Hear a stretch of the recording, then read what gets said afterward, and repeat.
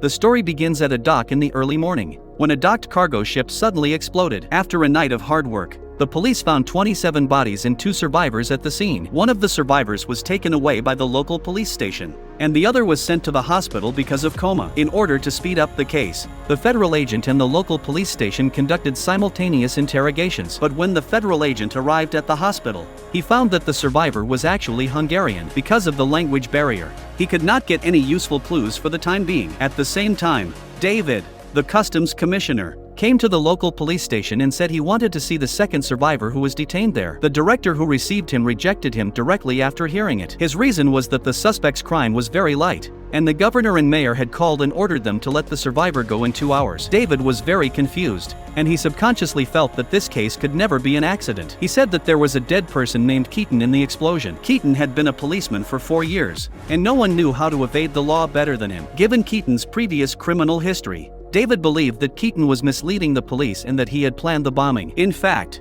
Keaton had previously faked his death to escape punishment. The attitudes of the governor and the mayor also further indicated that part of the truth must have been concealed in this case. After listening to David's rigorous analysis and considering that it was a joint law enforcement, the director finally agreed to his request and asked him to end the conversation within 2 hours. After all, they could not disobey the orders of their superiors. Then, the survivor named Kent was brought into the office. He was a cripple and a chatterbox in the eyes of the residents. It was said that Kent always said some illogical nonsense. Kent, who was sitting, first observed the surroundings, and then calmly asked the director for a cup of coffee. Due to time constraints, David went straight into the topic, but Kent's answer was perfunctory. He said that he had participated in a singing competition in a neighboring city and remembered that the team member at that time was a fat man. The serious David interrupted him directly after hearing it, warning him not to change the subject and delay time. The next 2 hours were very precious, and he didn't want to listen to the suspect talking nonsense here. Faced with David's powerful aura, Kent stared at his coffee cup and began to tell the story.